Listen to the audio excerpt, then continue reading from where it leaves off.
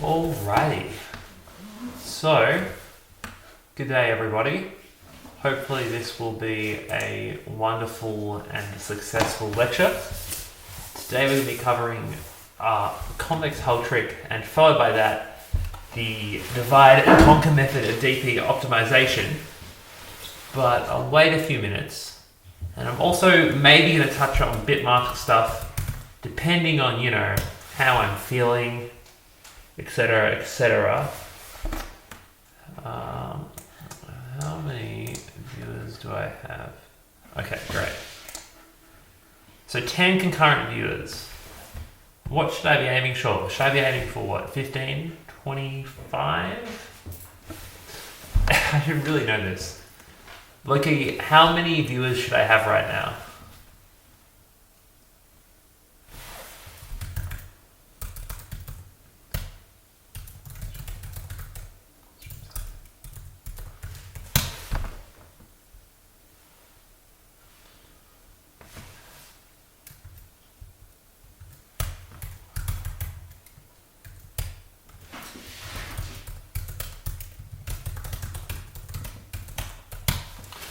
Okay, we are at 13 viewers.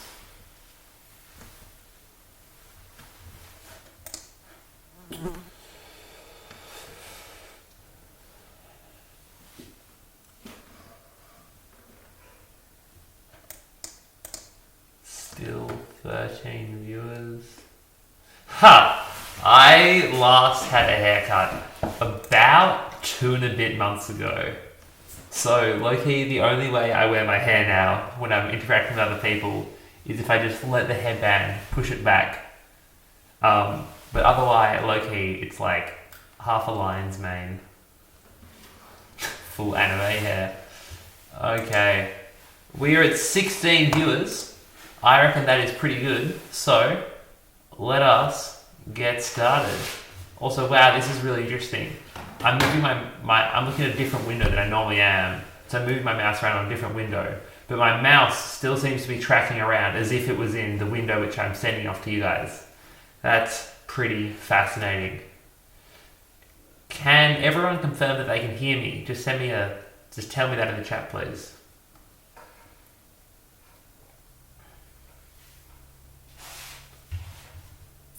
Sick, okay.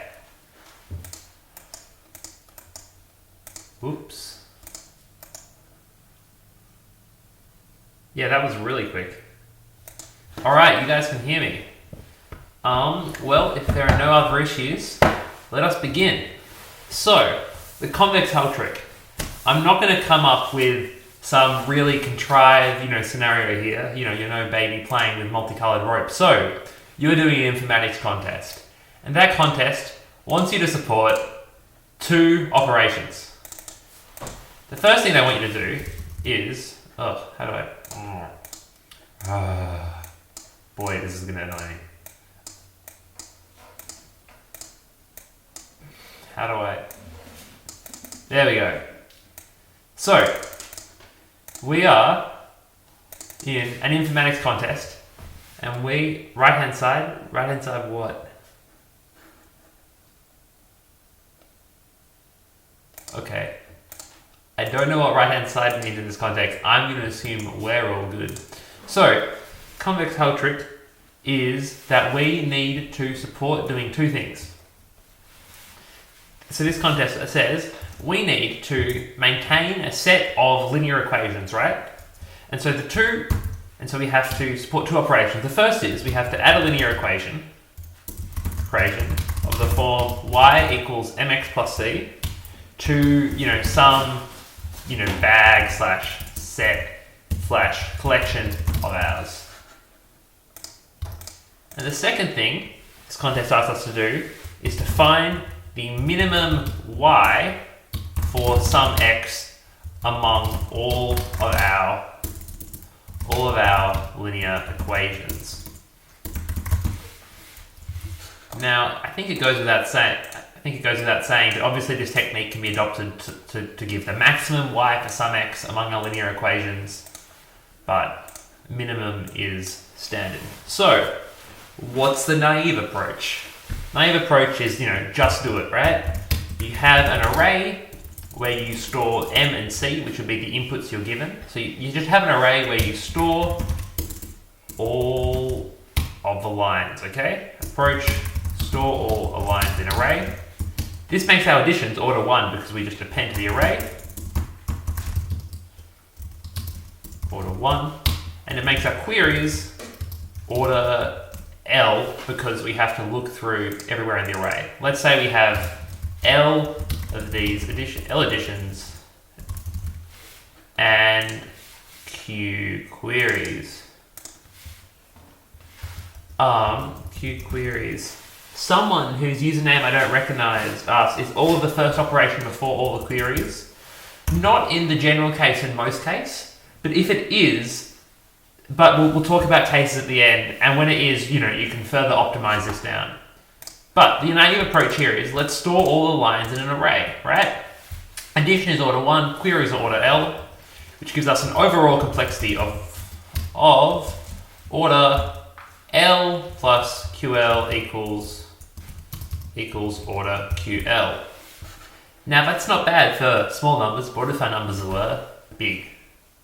Alright, so you're in the contest, you've got the subtask for Q and L both up to 1,000, and you're going, okay, how can I improve on this? And as I think every good informatician's first thought would be, let's graph this. Firstly, actually, let me give you guys some sample input. So, not necessarily sample input, but I'll give, sample input. How do I...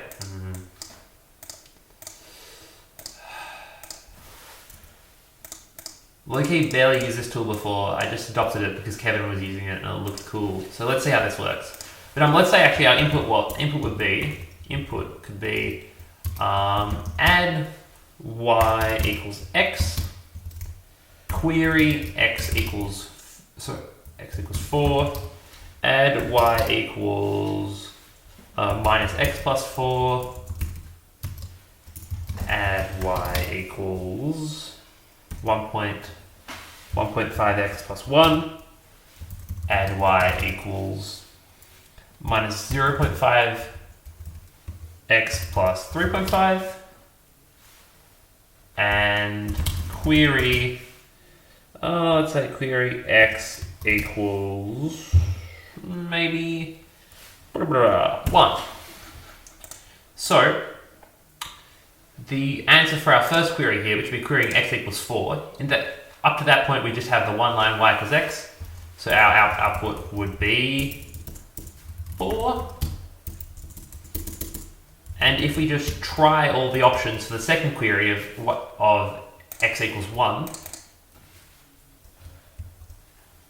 no, I'm not giving a legit input format here, sorry. And then if we did x equals 1 for the second query, we'd have 1, minus 1 plus 4 is 3, 2.5 plus 1 is 3.5, and then 3.5 take 0.5 is 3, and so our answer here would also be 1.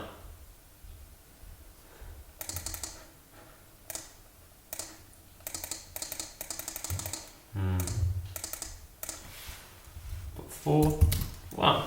Okay, so you've implemented the naive solution, got 20 out of 100 points on CMS, and you want to do better because we're informaticians and we chase green boxes as a hobby. So the first thing you think it's said about doing is drawing a graph of this. So, yeah, CMS yellow is better than CMS red, but worse than CMS green. So we graph all 4 of our equations. This is going to be very rough, but let's give it a shot. This is y equals x. Then we would have y equals, let's make this one minus x plus 4. Here we would have, this here is y equals 1.5x plus 1. And then here we have y equals negative 0.5x plus 3.5. Like 100 out of 100 because it's CMS. CMS bounds are not that simple.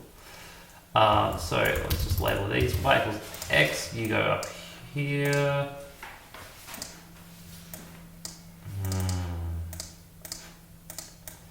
Boy. Here is where we have y equals negative x plus 4. This is y equals minus 0.5x plus 3.5. And on this lovely line here, y equals 1.5x plus 1. I never would have said that, Max. I think that's a straight lie. Wait. 1e6 to the 2. I still think that's... CMS is CMS. Okay. Yeah, 1e5 to the 2 is borderline. I don't know what you guys are on about. So, you are an informatician, and wow, what have you done here? You have drawn the graph. So,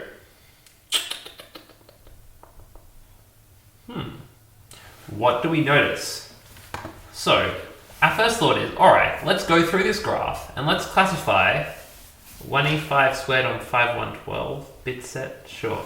So, let's classify, let's like scan through this graph and let's work out what line is best. So, if we start here at negative infinity and go along, we see that up to here, this line here of y equals 1.5x plus 1 is best, right? Because up to here, this line is definitely the lowest. And so, how do I want to draw this? And so it's basically that... how do I change alpha?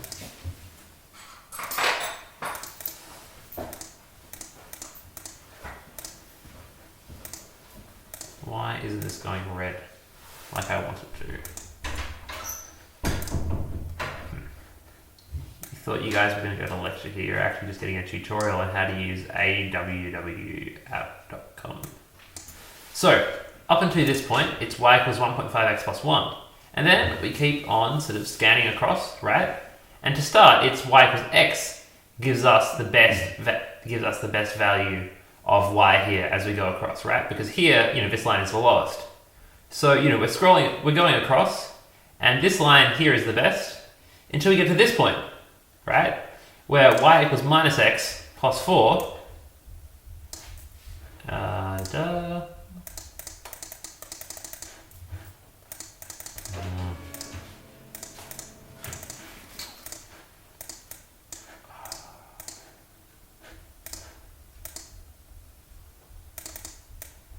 How do I just select this damn line?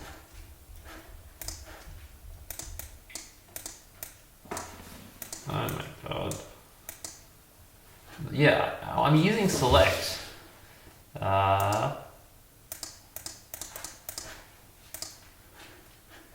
Screw it, I'll just delete it and then... Oh no, it's not an instant erase, it's just a... Oh. Why is my life like this?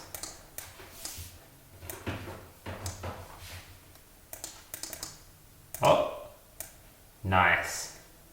So, going across, this line here of y equals 1.5x plus 1 is the best line we have until we get to this point where it intersects with the line y equals x. Oh, it can be switched to the element arrays, lit. And then this line y equals x continues to be dominant as we go across until it intersects with this line y equals minus x plus 4, and that line becomes dominant. I'm sorry, by dominant I mean the best line which produces the minimum value of y for all x for all x's increasing past this intersection point. Cool. Now looking at this, we might notice something pretty interesting. The first line, which is best, has gradient 1.5, and the next line has gradient 1. And then as we go across, the next line after that, which is best, has gradient -1. And so we might ask ourselves, ask ourselves, does the gradient of the best line always decrease as x increases? And we'll see here that the answer is yes. So what's an intuitive answer for why the answer here is x? Why the answer here is yes? Well, as x increases, the effect of the gradient on the value of y, increases relative to the impact of this y-intercept here. And so,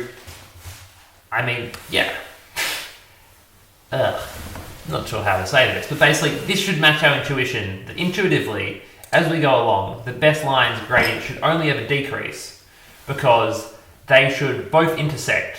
And we can consider that if we have two lines like this, the only time one line becomes the best line is if two lines intersect, right? And up to this point, this line was the best because this line had the lower value of y. But then they intersect, and now this line is the best because this line has, is the lower line rather than this line from this intersection point. And it just sort of follows, like by intuition, that this line has to have the lower gradient. So, given that again we're all very smart informaticians who have the idea that, who know that when we see a property like this we shouldn't just pass it up, we think it was a concave hole trick. Oh, am I doing whatever? So, we think, alright, let us sort our lines by the gradient.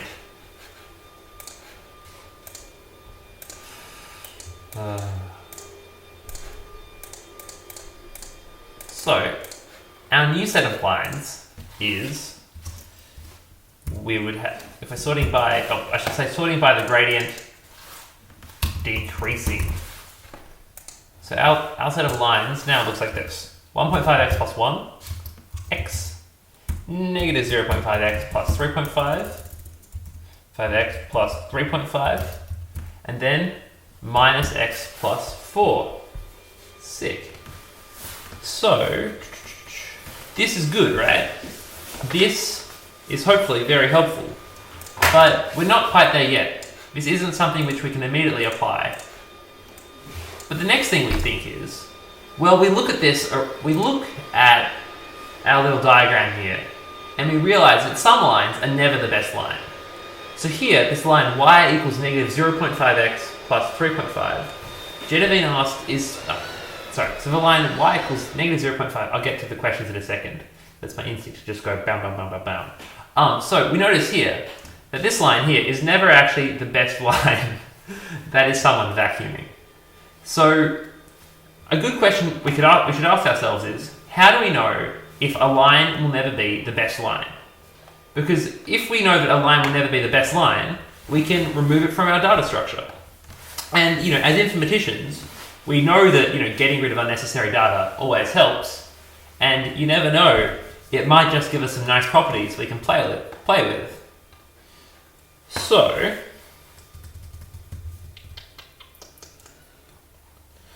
how do we know when we can remove an unused line? What we sort of notice here is, the reason, as we were talking about before, a line becomes the best line if it effectively intersects with a line before it. And a line with a lower gradient, right, becomes the better line if it intersects with what was the best line at some point, right? And so here we see the swap from y equals 1.5x plus 1 to y equals negative x plus 4 at their intersection point.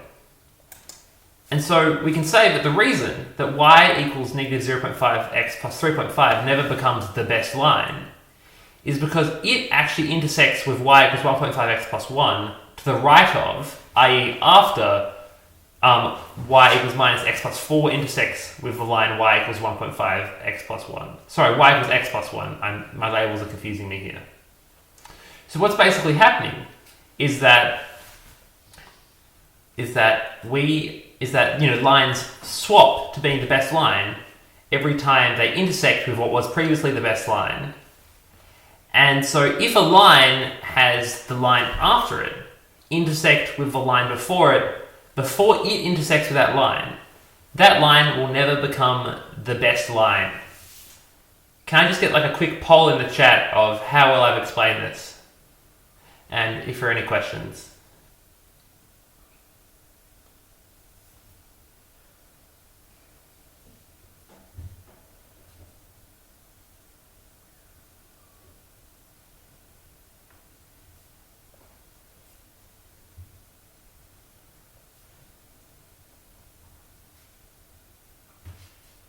Okay. Good. So, let's not, think about the specifics of how to work out whether this intersection is to the left or is to the right of this intersection. But let's just say we've done that, right? And so now what we've done is we have effectively cut out all the unnecessary lines, which don't get used from our list, which in this case is this little line here. Okay. So, then what we effectively realize is we can look at this and go, well, all of these lines effectively represents an interval over which that line is the best line. If a line 1.5x plus 1 is the best line, represents the interval from negative infinity to its intersection point with the line y equals x, which would be... I should really be able to do this mental math right now. If someone beats me to it in the chat. Y equals x, 1.5x. My brain has been fried by isolation. Is it x equals 2? I think x equals negative 2. Yeah, it's x equals negative 2. And so then this line y equals x here, it is the best line in the interval negative 2 to 2. And then our line here of y equals minus x plus 4 is the best line in the interval of 2 to infinity. And so this line effectively is a sorted list of 3 intervals, right? Or conceptually, given that there's a redundancy in that one interval's endpoint is the other interval's start point, we can effectively represent this array as a list of the starting points in which a line becomes the best line. So it's effectively minus infinity, negative 2, and 2, which would represent that the line 1.5x plus 1 starts to be the best line at negative infinity, and then the line x becomes the best line at negative 2. Oh, sorry, and I've made a little typo here. And then the line x plus 4 minus x plus 4 becomes the best line starting at x equals 2. Again, just a quick poll in chat to check that this all makes sense. And so, so if you just thumbs up, thumbs down in chat on whether that makes sense, just send me yes, no. So then, what does that mean? That means that our query is effectively just reduced to the question of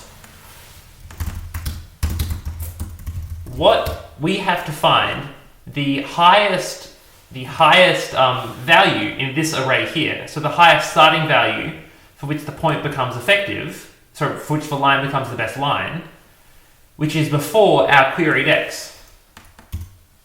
Find min, so find line with highest starting point of becoming the best line with a starting, I'll have to move point less than x. How can I reshape this?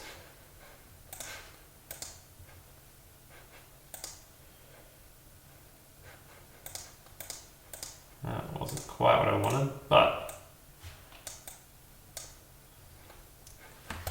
Okay, so who here knows how to answer this question effectively?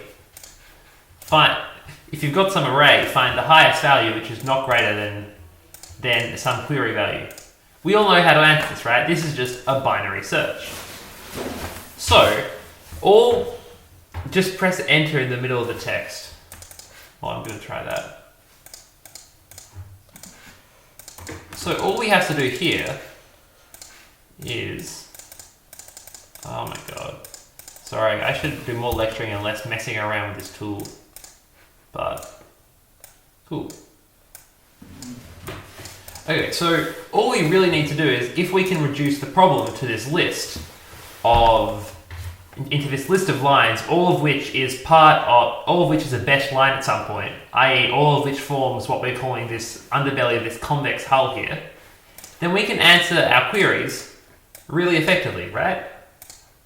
If no one gets the link here between the convex hull and effectively just a binary search, just send me that message, tell me that in the chat now. So, then the only real thing we have to do from here is work out how do we know when it's time to remove a line from our list. Again, not just to keep on doing these polls. Send just yes, good, bad in the chat. Ooh, Jerry is typing. Interesting.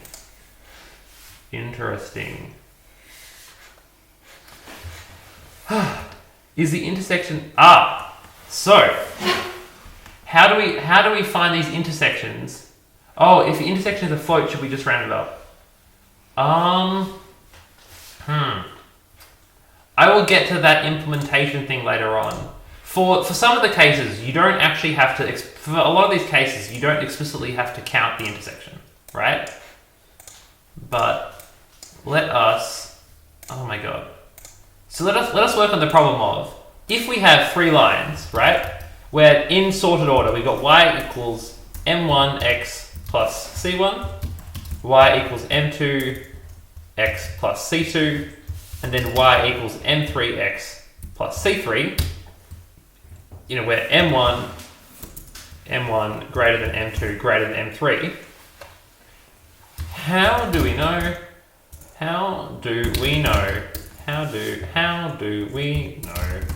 when the intersection of lines 1 and 2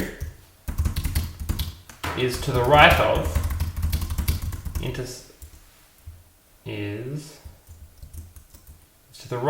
the intersection of lines 1 and 3?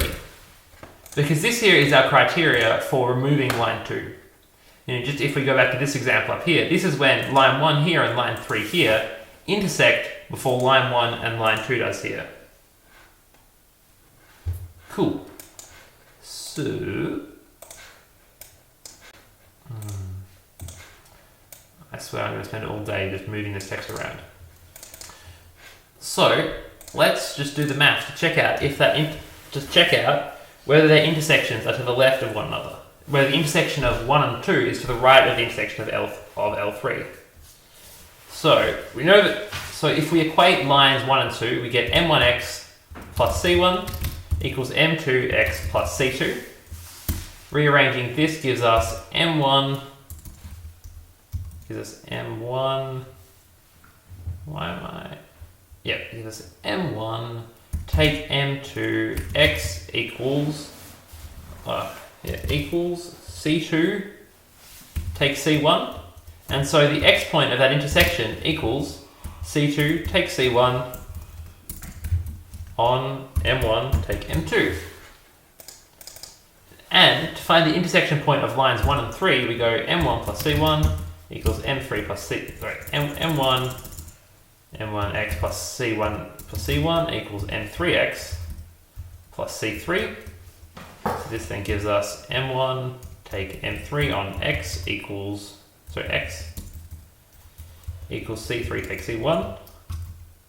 And so the x coordinate of this intersection is x equals c3 take c1 on m1 take m3. So to check that the intersection of lines 1 and 3 is to the left of the intersection of lines 1 and 2, all we need to check is that c3 take c1 on m1 take m3 is less than or equal to the intersection of c2 take c1 on m1 take m2. However, do we just go ahead and check this arithmetic in our program?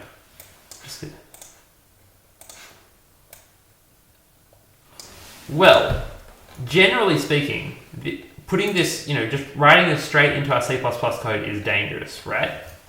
The first reason is that by default, division is integer division. And so if we want to avoid integer division, we'll have to convert these to doubles or floats. And then if we're using double or floats, there are potential precision errors. And if the gradients happen to be equal, then if M1 equals M3 or M1 equals M2, then we have division by zero error. That's a trick. So while we could try and test this in our code, it's far more efficient to rearrange this and instead check if C3 take C1 times M1 take M2 is less than C2 take C1 on M1 take M3. Can I just get a poll in the chat to make sure we all understand sort of this algebra so far and what this means? Oh god.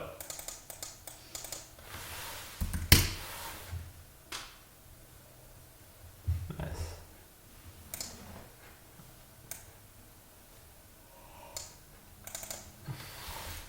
All right.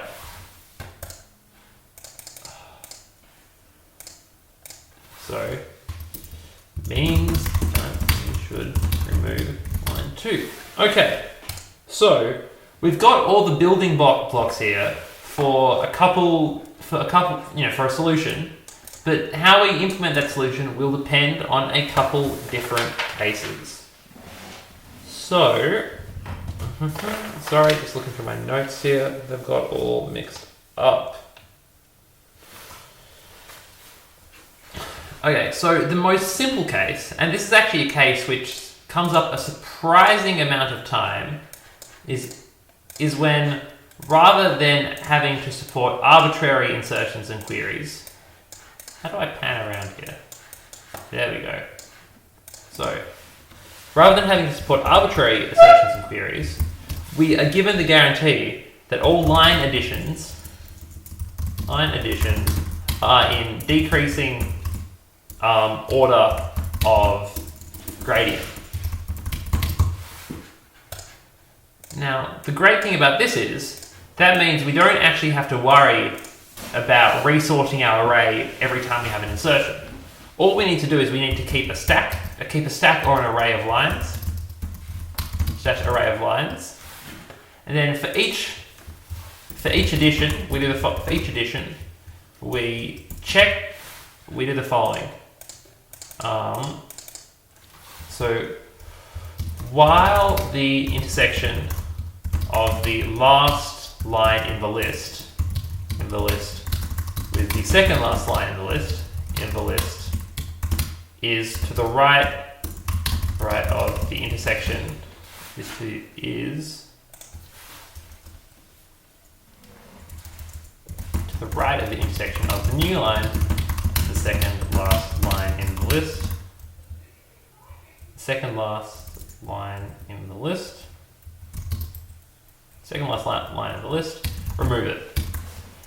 This is just basically saying, i.e., while the last line in the list is no longer a part of our set of lines, which are sometimes the best line, is no longer a part of our set of best lines, i.e., our convex hull, remove it. And then secondly, we add our new line to the end of the list. Complexity-wise, this could be order L in the worst case for some additions, right? Because we could pop in a new line and then have to remove every single other line in the list in the worst case. However, we notice that every time we remove a line, we will only ever be able to remove that line. So every time we add a line, we can only ever remove that line once. So therefore, this actually comes out to order 1 amortized time complexity. Nice. And then, for each query, we simply, and then for each query, we perform a binary search on our array to find the, on our array to find, the lowest, the highest, starting position of a line being the best line, which is less than our x. And so this here will take us order log L time, which gives us an overall time complexity of this case of order L for all the additions plus Q log L, which is far better than our order LQ from the beginning. There's actually a somewhat common subcase, which you'll probably find in a couple ORAC problems here, where we're also given the additional guarantee that queries are in increasing, decreasing order of x. I think just increasing order of x, I should say. Increasing order of x. Now this actually simplifies our implementation even more here, because there's no need to perform a binary search. We can simply walk a pointer forward.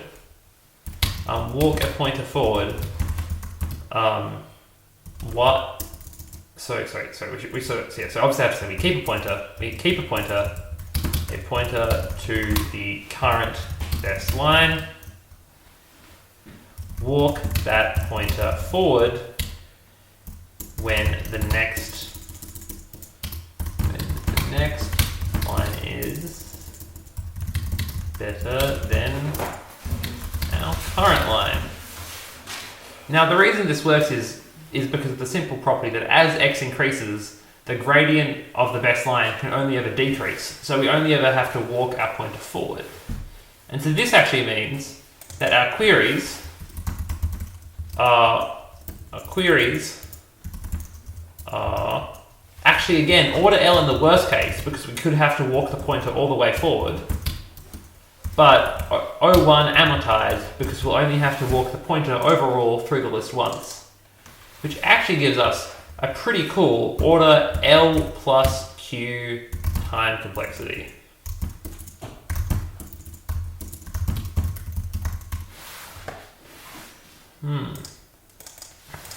Okay, now if we don't have this nice guarantee, unfortunately, no special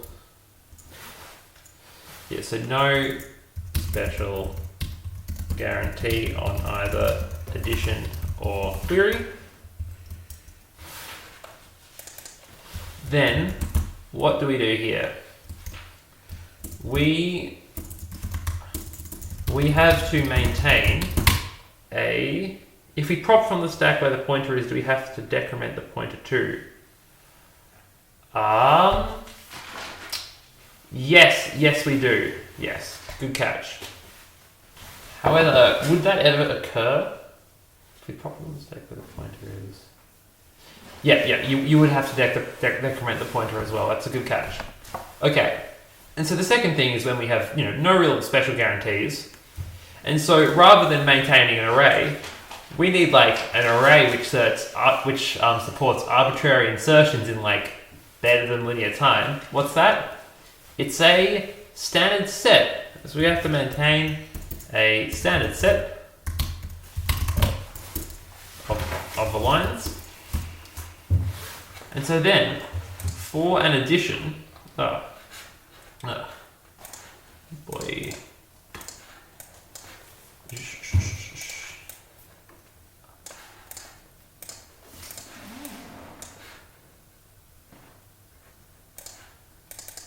Okay, so for an addition,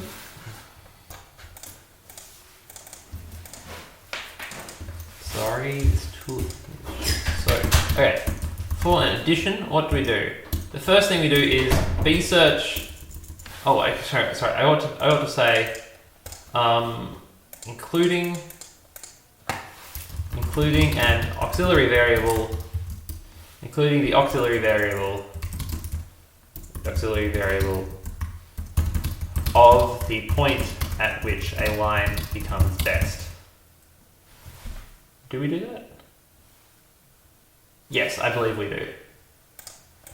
So for an addition, what do? We use the inbuilt B-search functionality, of a set. I hope you're all familiar with how sets support binary search as well. We use the inbuilt B-search functionality of a set to insert the line in its, in the correct position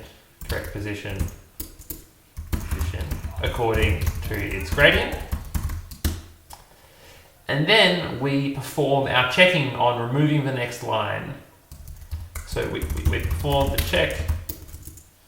Yeah, we perform the check of, do we remove this line on both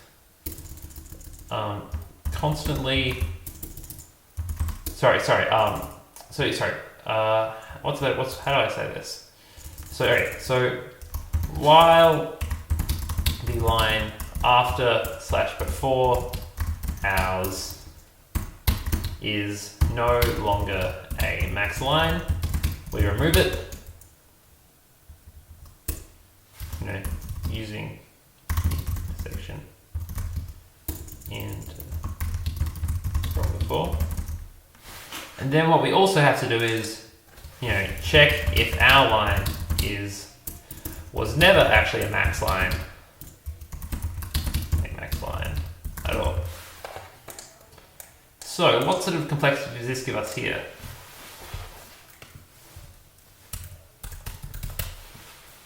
Well, our queries are, in the worst case, we have order. We look through order. We remove order L lines, and we also perform a B search on those lines, which makes order L plus log L equals order L. But amortization wise, hang on, sorry. I think it's order. Sorry, it's order L log L, I believe, because removing a line isn't order 1. It's order log L. So it's order L log L in the worst case.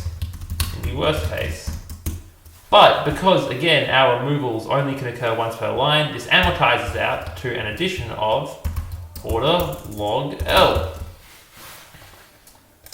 And then for our query, we use the inbuilt B search functionality to find the best line, really. Nothing special to it. Which gives us an overall complexity of order log L per query. And so we have an overall complexity of order L plus Q log L. Are there any questions?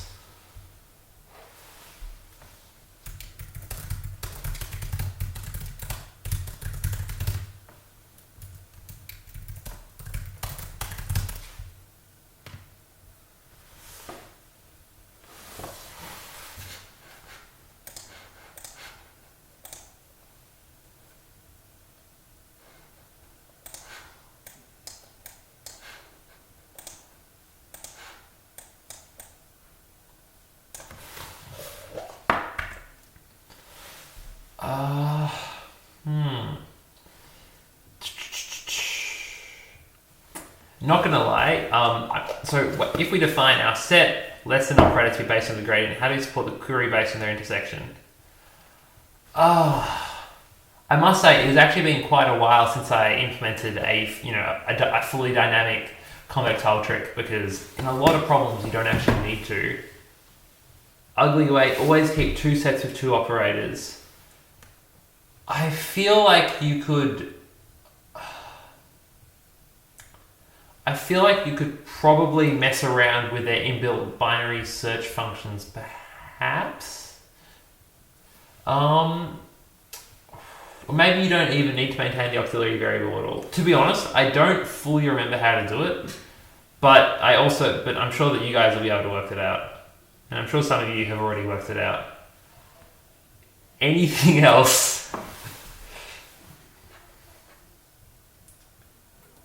The chow tree on CP algorithms. Yeah. Are there any other questions?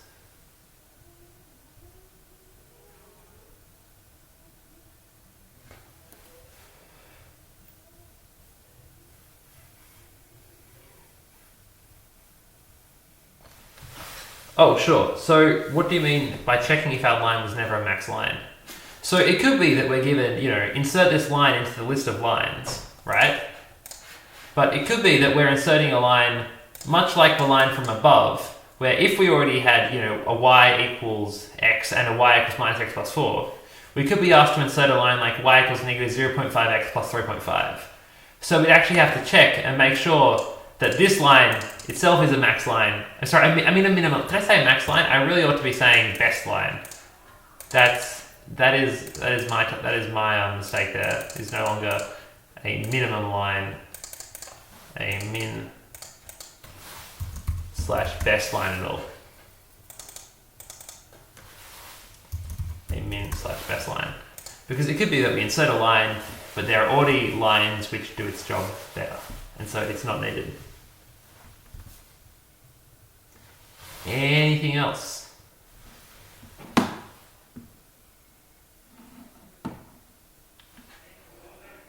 Okay, well, that is pretty much convex hull tricks. I'm gonna just walk away from my computer for a couple minutes. I'm just gonna turn my camera off. Actually, how do I remove my camera? Okay, yes, I'm just gonna turn my camera off. I'm gonna take a quick 2-3 minute break. Gonna take a quick break, and I'll be back to talk about what do you call it? Divide and conquer.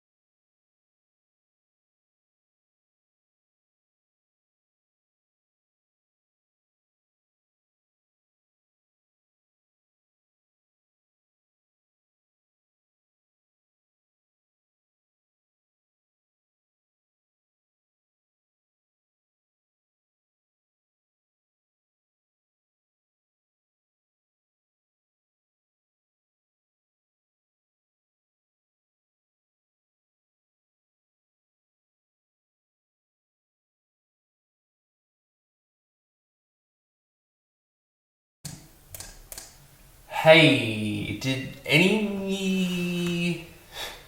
Yo, can anyone hear me?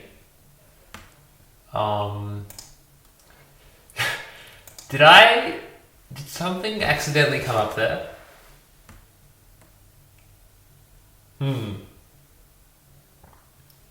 Damn. Okay. Interesting.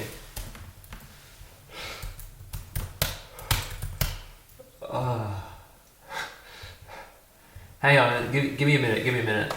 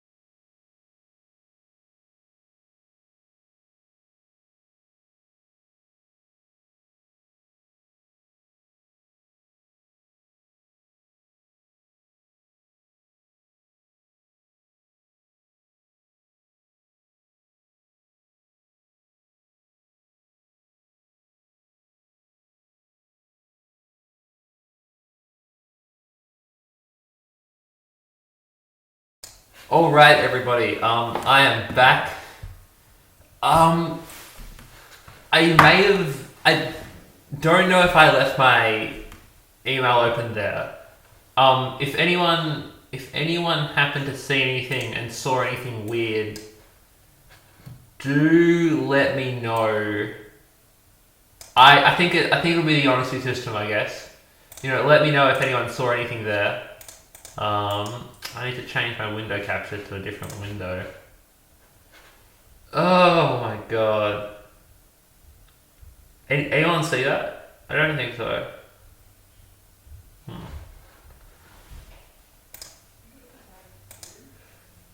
Okay. If anyone clicked on that link, could you just please send me a message and let me know? I'd appreciate that. Thank you.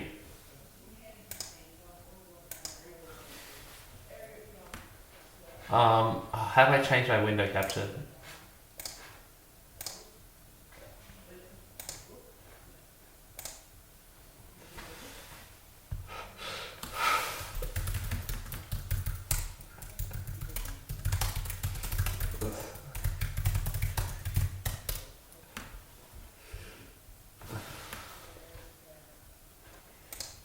Dum dum.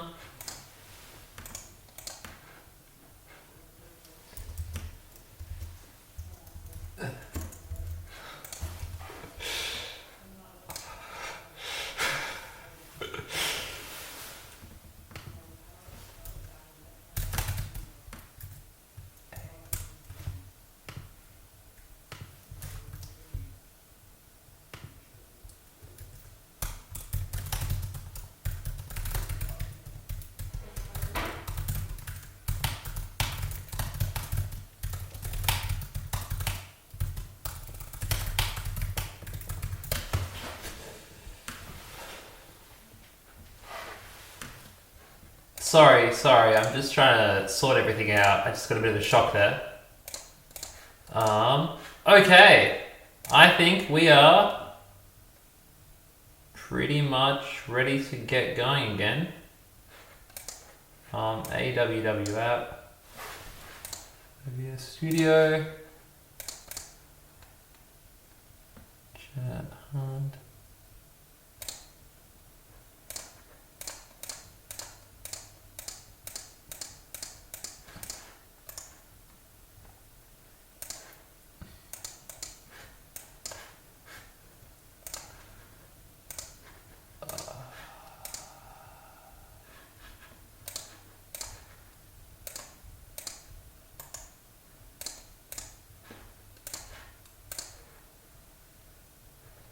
Sorry, I'm not used to this streaming software, and I closed that thing really quickly, so I didn't have a lot of time to keep it going. Okay.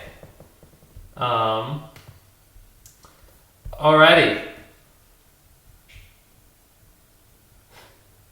Cool. Great. That went well. So everybody, let's continue with the lecture and pretend that nothing ever happened. Do let me know though if you clicked on that, because we'll have to do something about that. Oh boy. Okay, so the next thing I'm going to go over is divide and conquer optimization. So, optimization. Now I am going to spoil a problem here called arranging heaps.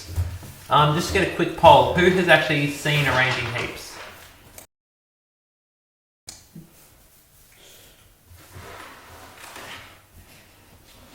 Hello?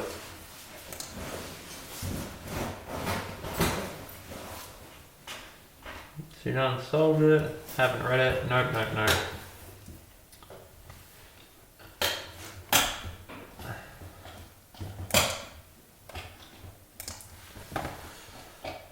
Also, I'm going to treat you all with my lovely, lovely face. Though it may have gone a little bit red.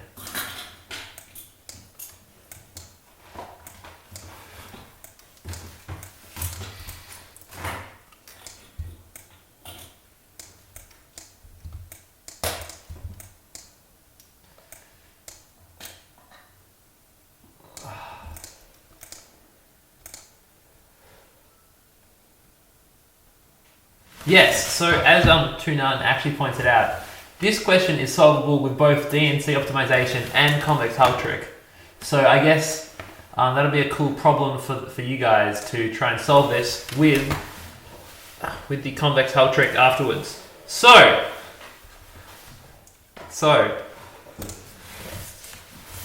arranging heaps. So arranging heaps is this problem. You have n heaps of, I don't know, metal, scrap, stuff. We'll just call it stuff. You've got n heaps of stuff. Each so you've got n heaps of stuff arranged on a river, I think on a river / line, each with a weight Wi and a coordinate xi. Cool. So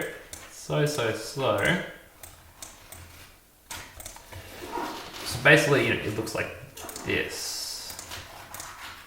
And so what you have to do is you have to rearrange these n heaps of stuff into only k heaps of stuff. And you have to do this with the minimum cost possible. So you could have weight, 4 at x equals 10. Weight 2 at x equals 4. No, at x equals 30. Then you can maybe have weight 5 at x equals 50. I'm going to have to reposition these. And then maybe weight 1 at x equals 100.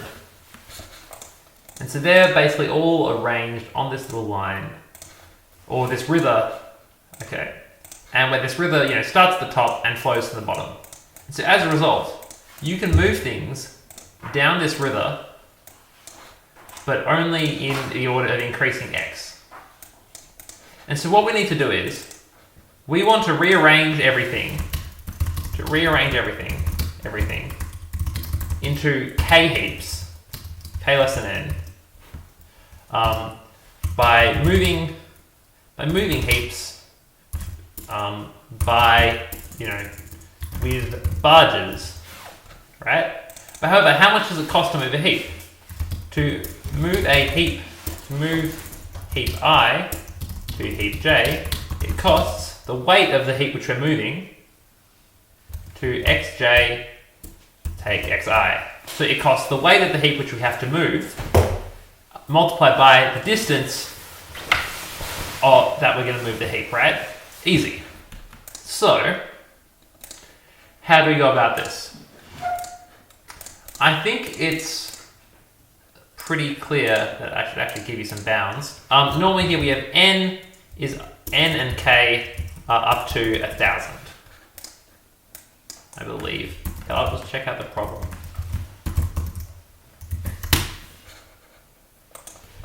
So, how do we do this? It's pretty clear that this problem is DP, right? Where what we want to do is where the best... Okay, sorry. I should do some observations first rather than skipping straight to this.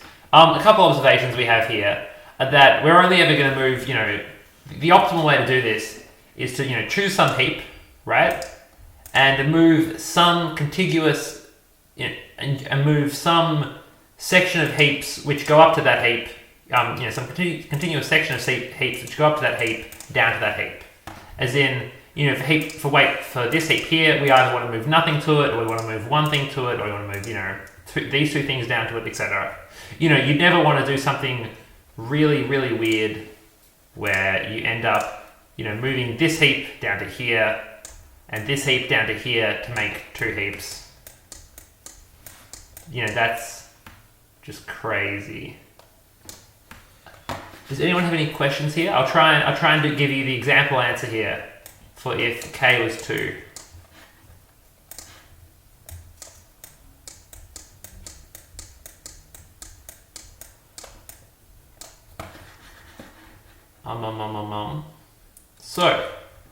So the answer for this case case is we want to, I'm pretty sure our answer here is how do I undo? I don't know. 2 heaps.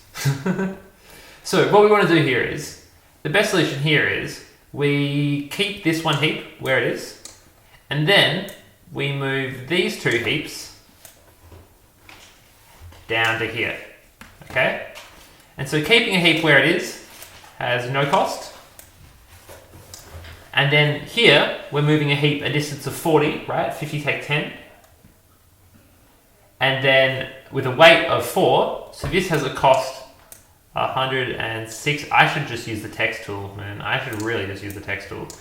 So this movement here has a cost of 160. And then this movement here, well, we're moving at a distance of 30 to 50, and it's got a weight of 2, so moving at a distance of 20, of weight 2, has cost 40.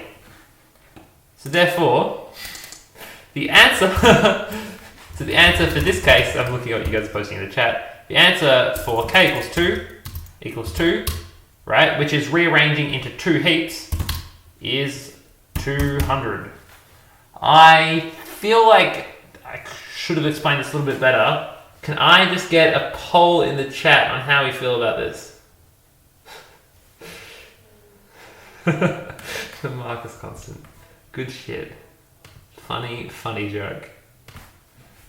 You guys are watching this lecture, right? Can I get a poll in the chat for who here is, how we're all feeling about this?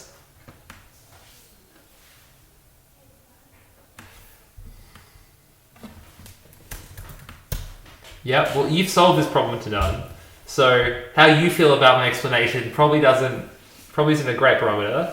Jerry is probably, wait, which Jerry is this? Is this a Jerry I don't know, or is this Jerry Gong?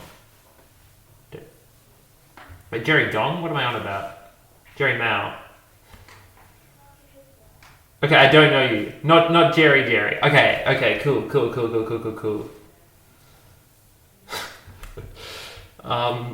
And Quang as I'm not a moderator now. I really need to catch up with some of those info people. Okay, not Jerry. Never mind. So. Okay, so how are we all feeling about this? We're all vaguely getting this problem. If not, let me just give you guys, I'll just talk you guys through the actual problem statement here, because I think that'll probably explain this better than I do. Also, if you don't use a password manager, you should definitely use one.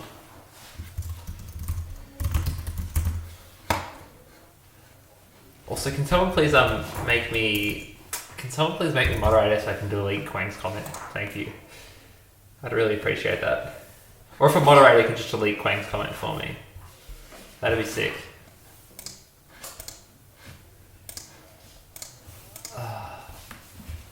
This video was brought to you by Dashlane. If they want to sponsor me, I'll take it up. Yeah, so just to reiterate how this problem works, because if you don't know the problem, I guess you won't be able to get it. So you've got n little heaps, and you need to rearrange them into k heaps. And so you can only move them downriver, and the cost to move them is the weight of the heap times the distance through which you're moving it. Alrighty. Let this be a lesson to you all. Okay, cool. So, I think as we'd all sort of see here, the first basic thing to this is that this is a DP style problem where our basic DP state is, what is the cost to rearrange the first I heaps, or I is a gross number, let's go first J heaps, into let's use B into B heaps, okay? So, when our final, the stream is balked,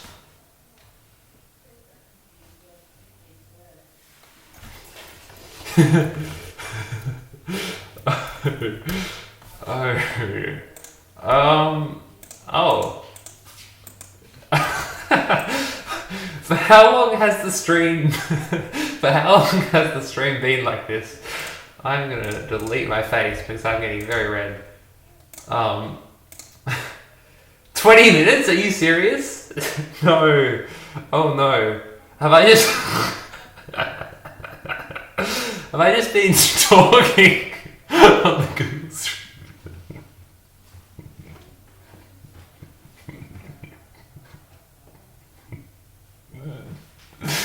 Okay, just after I said delete Craig's comment. Okay, that's good, that's good. Thank God. Oh, boy. Okay, I'll fix this, oh,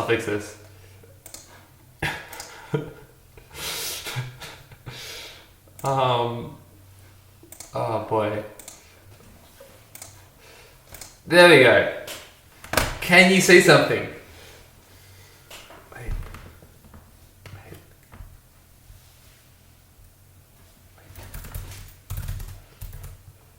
Alrighty. Cool. God damn it, a series of unfortunate events. As you probably noticed here, our DP state is, what is the minimum cost to rearrange the first J heaps into B heaps? Heaps into B heaps, right? So, our DP recurrence here is, our base case is like sort of trivial to, our base case is, base case, right, of DP J1 is what? So the cost to rearrange everything to one heaps is just, it's really equals xj, is xj is weight of I times xj take xi, where xi is, of units coordinate, for I less than j. And look, you can coordinate, you can calculate this in O1 time with a few cumulative sums, right? So this here is our base case.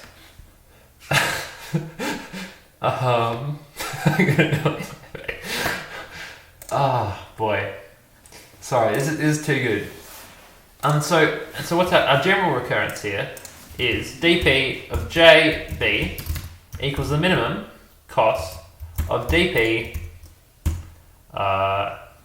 what's hij, let's go k, this is lowercase k, not uppercase k, is dp k b take 1 plus the weight of I times xj take xi for all k I j. So what this is basically saying is the minimum cost of putting the B heap at j is equal to the minimum of choosing basically what the heap before us was, which is k, and so adding the cost of getting all the heaps up to there, plus the cost of moving all the heaps from between k to our current heap j into this heap. Can I again just get a poll in the chat on, I guess number out of 3 on yes following, where 3 is following, 0 isn't following, and 1 and 2 is some linear function in between.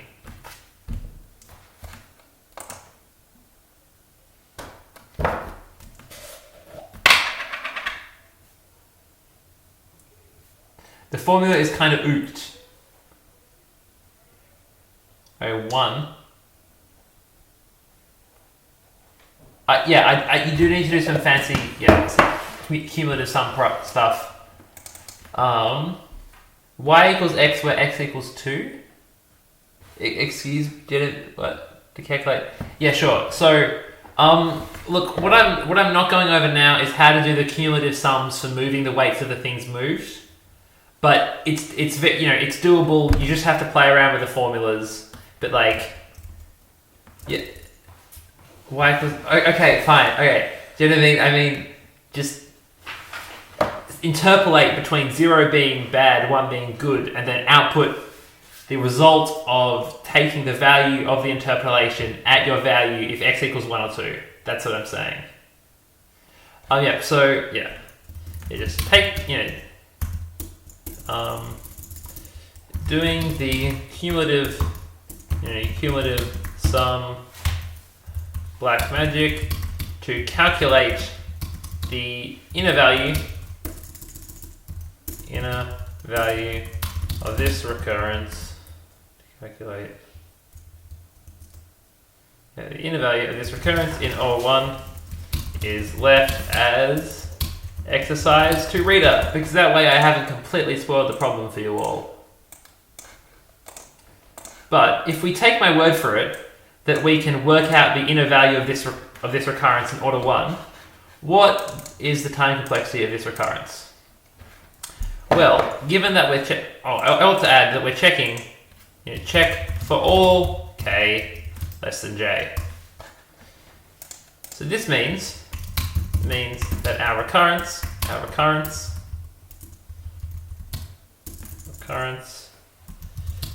has complexity order n, giving with which, when combined with the fact that we have O nk states, gives us complexity O order n squared k. Now, on ORAC, this is definitely bad. On CMS, I'm almost tempted to say if you were really good, you could just make it work. But for the purposes of learning divide and conquer, O(n) squared k is certainly not good enough. So, Lex's F exercise to reader, is this proof by intimidation? No, this is proof by I'm more interested in teaching your technique than, spoiling problems. But, yeah. So, this is good, but it's not good enough. So now, we need to try and speed this up.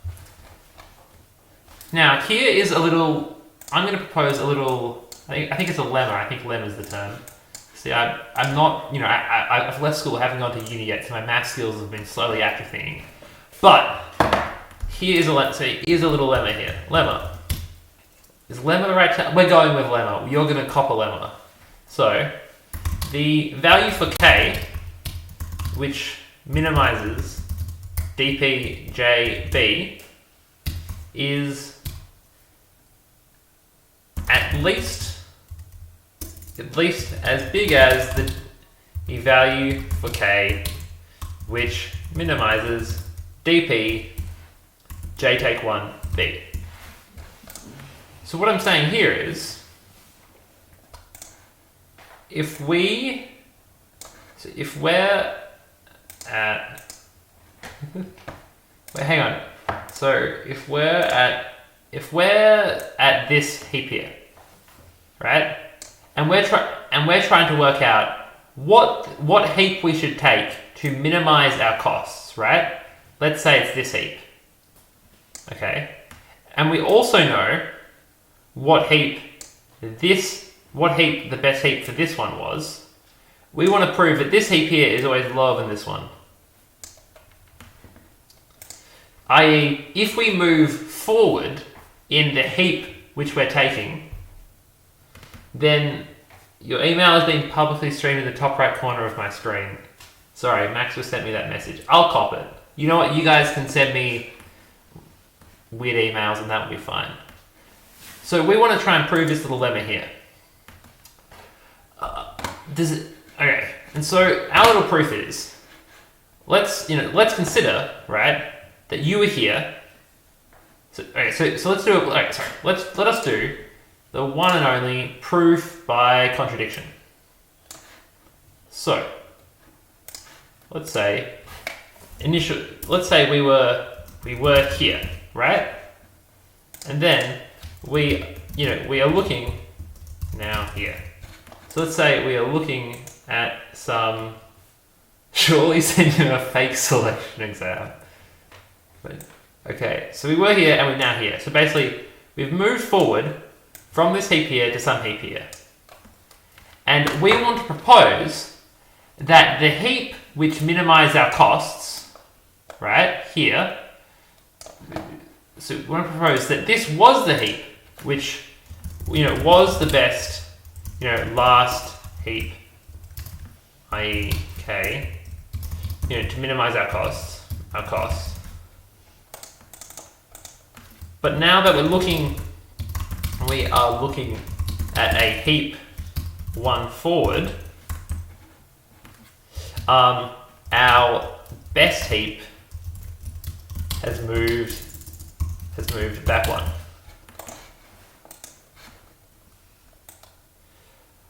So let's think about how this would change our costs, right? By moving from this heap back to this heap. So from moving to this heap back to this heap, right, we have sort of made a cost saving of the difference between between dp k b take 1 and dp k take 1 b take 1. I.e., we may have saved money on our costs because it costs less to move the first b heaps down to here. Sorry, to have the b take 1 heap here, than it costs to have the b take 1 heap here, right? However, we've got a new cost, right, of moving heap k down to our, down to j plus 1, right? Where j was where we were, and j plus 1 is now the heap whose dp we're considering. And so we want to, this moving backwards is a good idea, right? If the cost saving is better than the new cost, right? Do this if this cost saving is better than the new cost, right? However, we know that the cost of moving heap k to heap j is always going to is less than the cost of moving k to heap j plus 1. Why is this? Well, because its weight is constant, but it's moving a greater distance, so it costs more, right?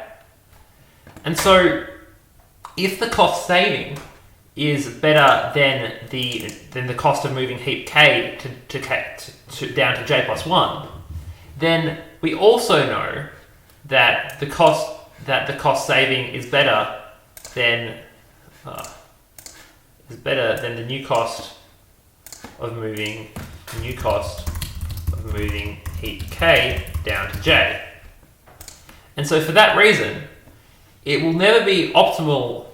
And so we should have already taken this go back 1 step in the previous best one. When we're calculating the best value of k for heap j rather than heap j plus 1. And so for that reason, we can prove that it is never optimal to move our value of k back 1, right? When we move our heap forward. Does everyone buy that so far? Just tell me how you're all feeling about this and if I need to clarify anything.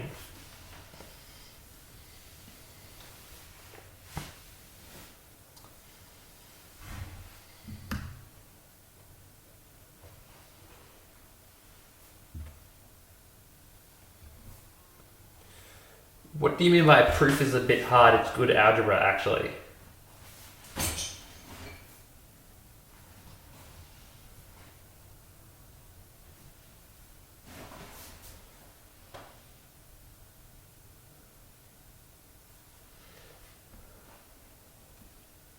I don't know who Fractal Packer is, but I realized I glossed over them saying 1 before.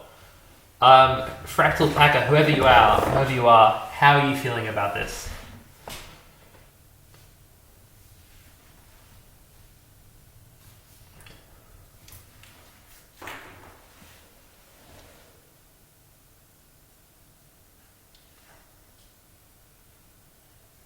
Fractal Packer.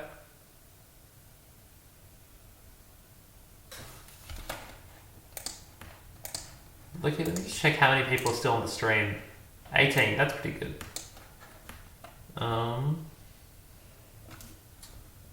Would have been nice to establish my visualization of the DP state to make it easy to pass. Would people like me to go back and explain my DP state a bit more?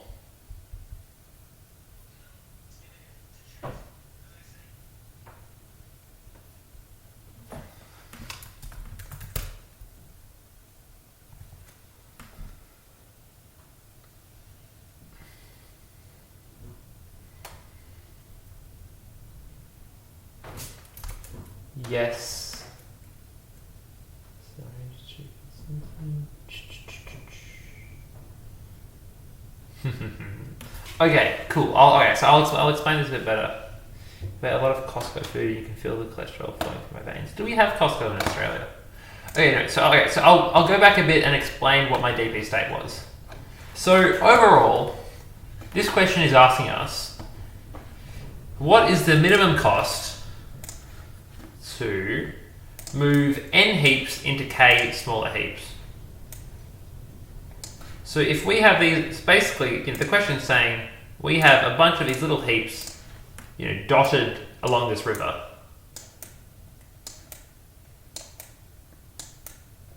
And so we might have 6 of them. Okay, I'm just going to abandon trying to write numbers. So I have n equals 6 heaps, and what we need to do is we need to move these heaps into k equals 2 heaps. And so the way we sort of move a heap is that, given that each heap the way we move a heap is we sort of move heap downstream with a cost of its weight times distance moved. And so our DP state here is basically, is I guess the intuitive state which comes out of ignoring just n and k and saying, so let's just have DP J, and I don't know I'm using B, but B just feels like the right thing to use here. DP JB is basically the minimum cost of moving the first J heaps, so not all n, but moving the first J heaps down into B heaps. And so we do this for all J less than n and for all B less than k, right? Does that state make sense to everyone? Because then the way we can calculate this, what are these B heaps? So B heaps are, so into B number of heaps, I should say. So basically what this is we might have, say, 4 heaps up here, and if B, so DP 4.1 would be, what is the cost of moving the first 4 heaps down into just one heap, where the last heap is this one. So effectively it's saying, what's the cost of transporting, what's the minimum cost, using transports, of transporting this heap down to here, or maybe this heap to here, so that we've got one heap, so B equals 1, one heap made using the first J equals 4 things.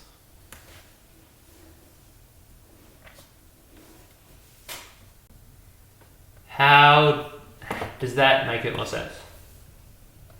So if B equals 2, what that's saying is, so let's say let us say that J equals 5, B equals 2. Then the question is, what is the cost of moving the first 5 things such that there are only 2 heaps made, right?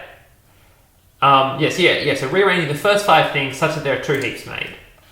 Now we know that the last heap has to be the second heap, right? Because we can't move heaps uphill, upstream. So we know that this heap here must be the last stream. But if B equals 2, we don't know what the second heap could be anything, right? So it could be, for example, we move the first 2 things. It could be that we move the first 2 things down to the second one, and then we move 3, 4, 5 down to heap 2. That's one possible solution. It could be that we move the first 3 things down to the third heap, and then we moved the 4th one down to the 5th heap, making 2 heaps. It could be that we just left the first one on its own, making the first heap, and then we moved heaps 2 through 5 down to heap 5, right? And so what our DP recurrence is doing is that it's checking all of what these last heaps were. So that's what we're saying, dpjv equals the minimum of dp, where k is the index of what the last heap before the heap at j is going to be, plus cost of moving heaps k plus 1 j down to j for all k less than j. Oh god damn it. Does that make sense?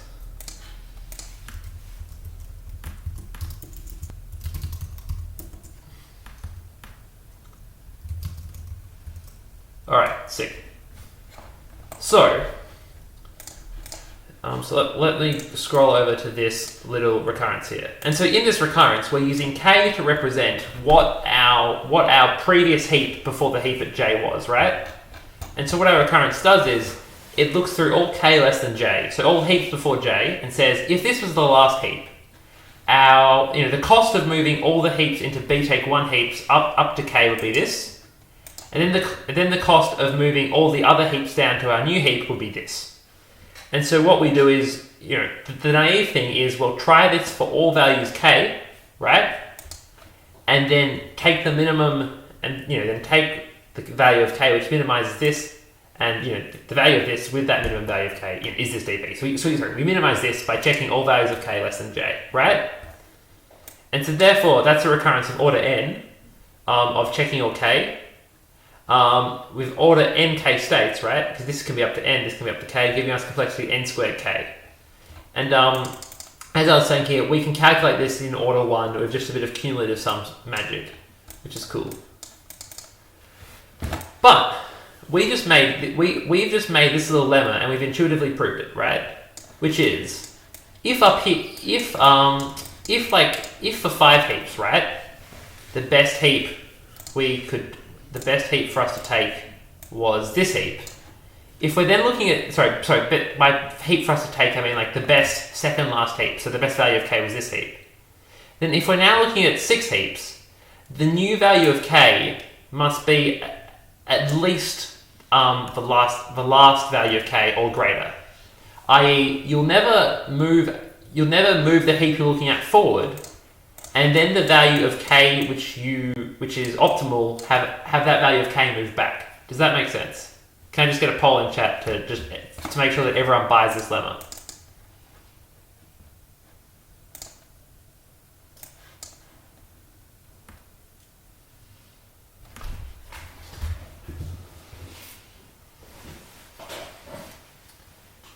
How is everyone else feeling about this? Yep.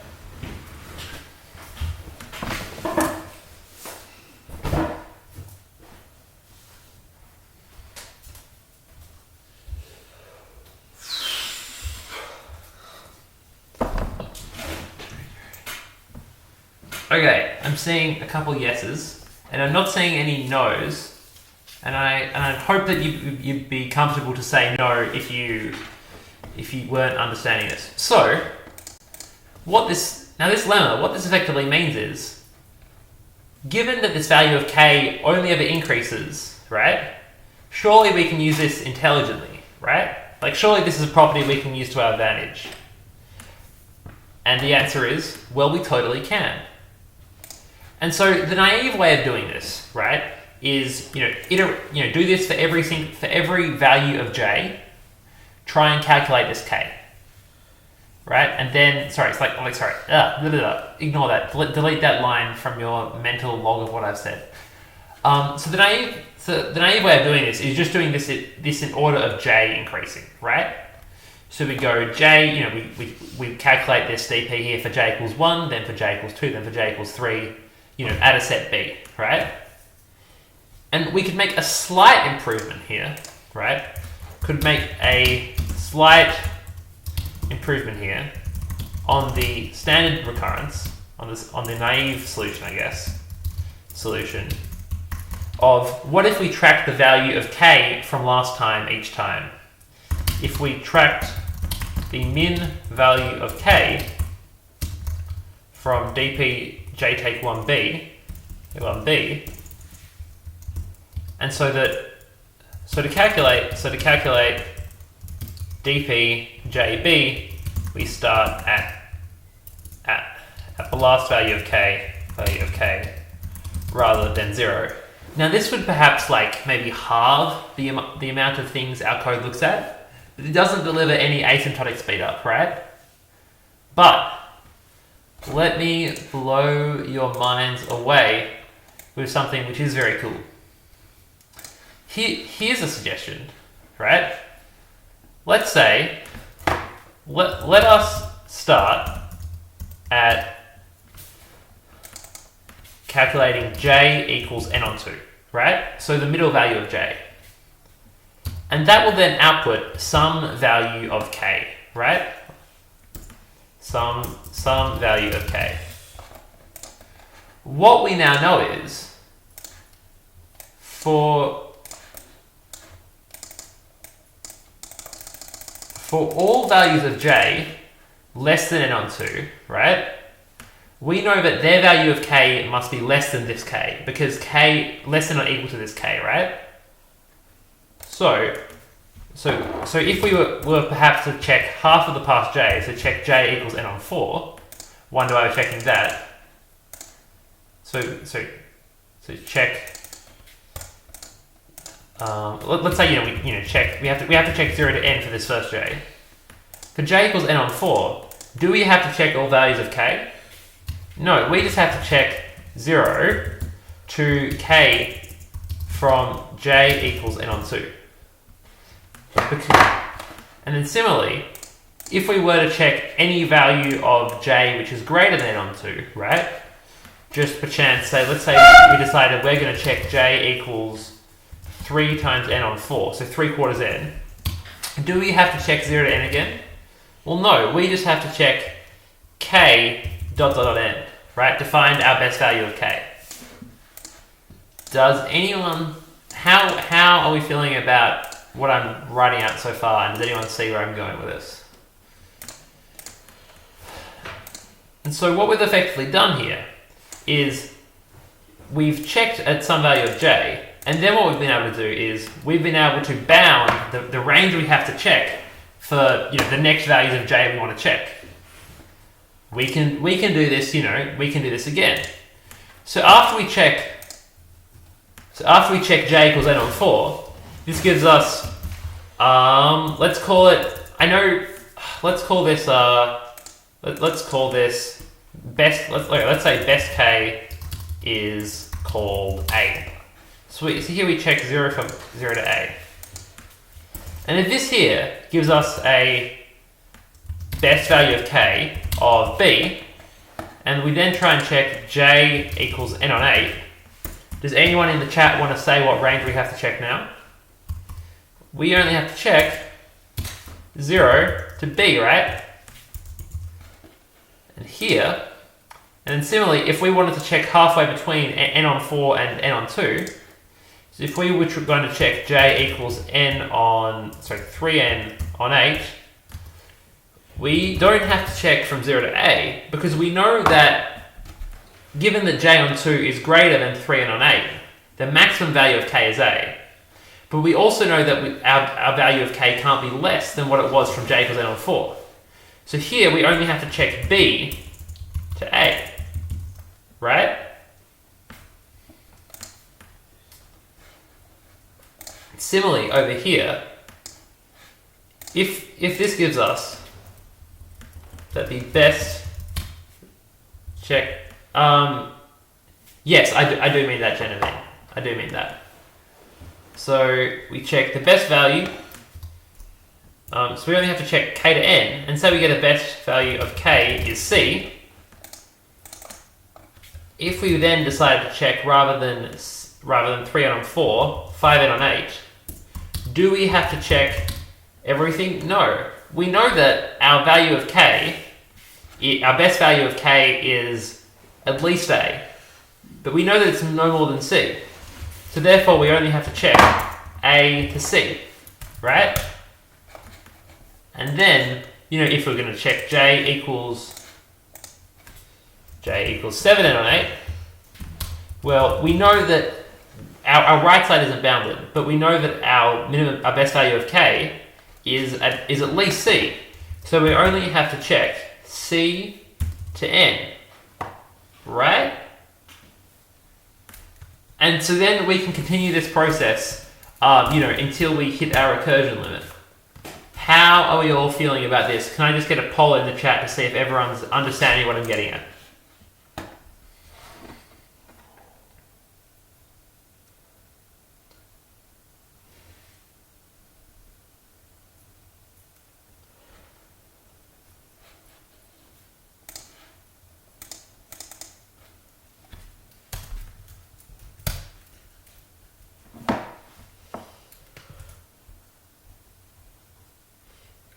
This is the only... Oh, god damn it. I shouldn't say best k of b because I was using b in my recurrence.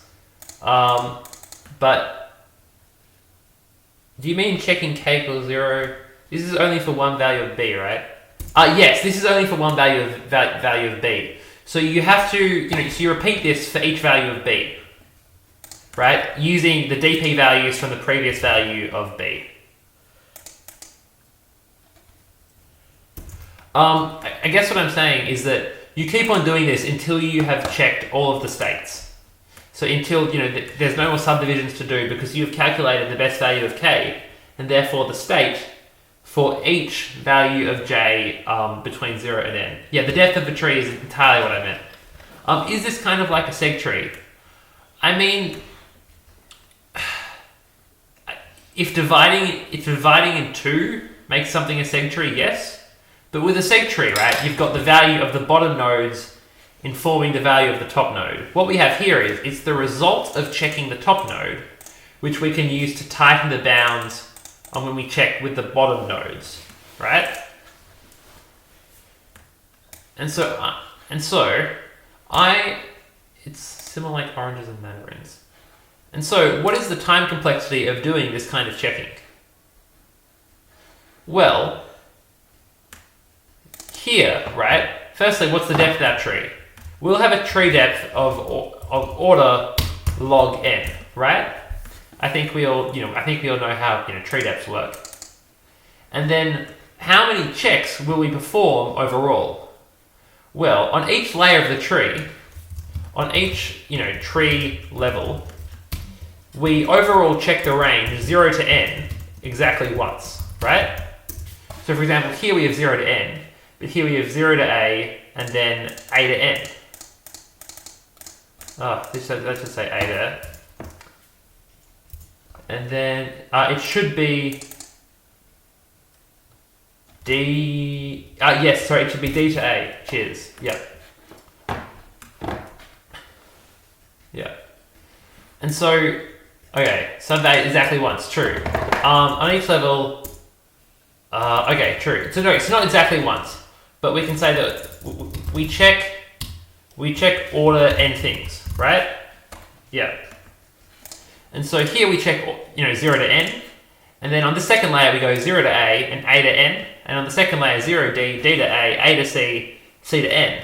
So overall, you're very right. Epic cow of life, that is quaint, right? Yeah. So overall, right, we do check some things twice. 2 d's, 2 a's, 2 c's, etc. But overall, we check order n things on each level of this tree, and we've got a tree depth of order log n, which means that for a single value of b, we can calculate all the values of our dp in order n log n. And so this gives us an overall problem complexity. Oh, it rhymes with O and G, not A and G. So quong. Sorry.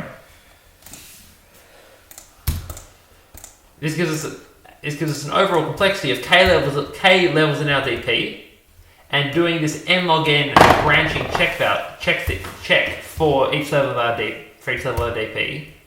Sorry, giving us an overall complexity of arranging heaps of order k n log n, which works with our bounds. Because if we have bounds up to 1,000, right? 1,000 by 1,000 by 1,000 by 1,000 by log 1,000 is what? 10 to the... I should really know this off by heart. Oh, yeah, that's pretty much 10 to the 7. Easy, right? That'll pass even on ORAC in time. Do you guys want to see a bit of pseudocode for this?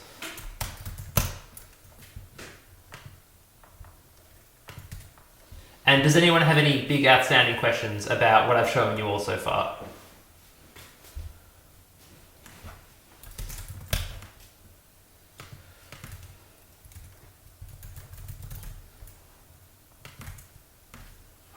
Did I just see nah? Was that nah in regards to pseudocode or nah in regards to questions?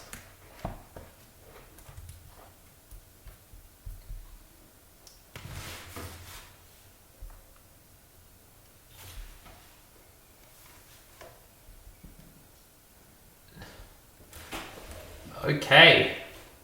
So some people do want pseudocode. Some people don't want pseudocode. Interesting. I guess. Well, yeah. I mean, look, it's very simple, but I feel like pseudocode can't hurt, and I'll try and make this somewhat high level pseudocode. So let's have our function. Let's call it, I don't know, sol or something. And so we take what do we take? We take the value of j of our DP. We take our pseudocode, no C style ints. So we take sol with params. Okay, I'm going full pseudocode. Function sol takes j b and k left. Sorry.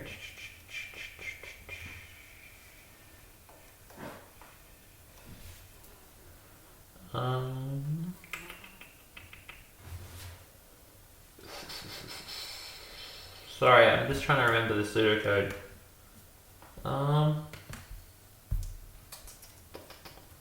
Give me a second. Yeah. Alright, cool. So we take J, B, and then we take, I guess, K left and K right, which is our range, okay? And so we check K in range KL ... KR, right? To find best K. Best K. And then we have to find our left and right children. I forgot about that. That's a bit of a pain. How do you do that again?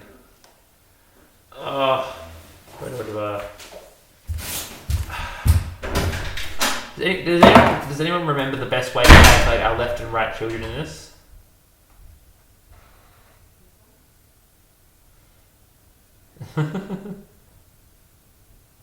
Yeah, left, right, K, L, K, R. Yep, that's it, of course. Yep, so we take JL and JR, right? Where they're the overall range we have left to check. To find best K, so J checking equals JL plus JR on 2. So we find the middle value of the range we have left to check. And so then what we do is, store DP J checking B, using our value of K. And then we call sol J left J checking B, then K left, and simply our K. I think I call this K best. And then we call sol J checking J right B, K best KR, J checking plus 1, because in here both JL to JL ... JR is an exclusive range, but that doesn't really matter.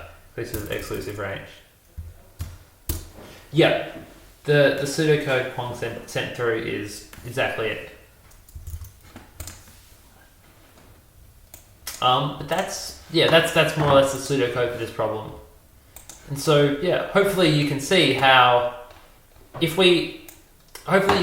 this technique is sort of broadly applicable to pretty much any problem where we've got some sort of recurrence, right, which we're calculating for multiple values of j, where we're taking the best over some range, where if the index which gives the best value in that range only ever increases as we move our value of j along the range, rather than having to check the whole range each time, we can start in the middle and use our best value of k to bound checking, to bound how much checking we have to do on either side of the value we checked.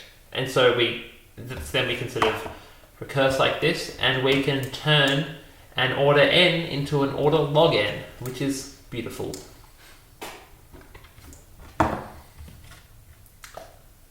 How are we all feeling about this concept in general? Any questions, queries, concerns, comments?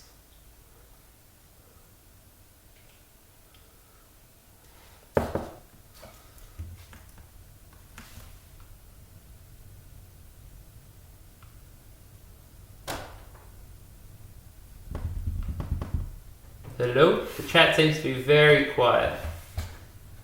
Have I lost my internet connection?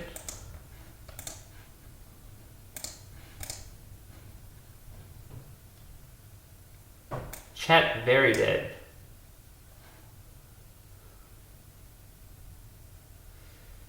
Have you all... You're all good? Speak now or forever hold your peace if you have anything to say against the marriage and or the ending of this live stream.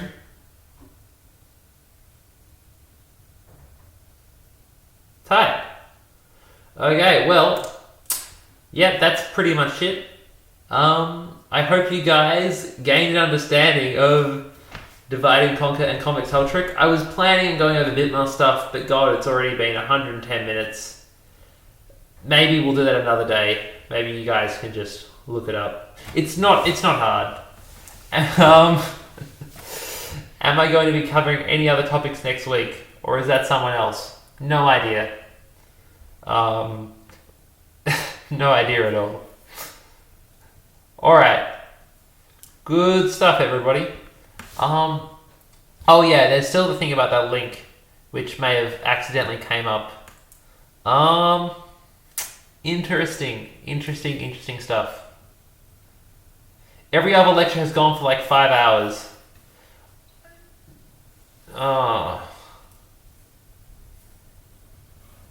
Every other lecture has gone for like 5 hours?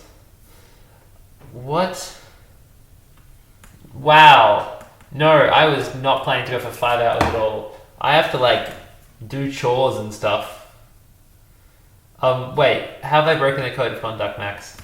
No, man, I've got stuff to do, you know. I've got to prepare Selin if you guys haven't read all the statements. I don't know, might do another lecture at some point, but I got to help my family, you know, do stuff. How did I break the code of conduct though? I'm interested to hear, Max. And you just plop. Alrighty. I don't think there's anything I can add. Answer in task description. No, 2 hour stream is plenty enough. Go outdoors with people. Go for a run. Alright.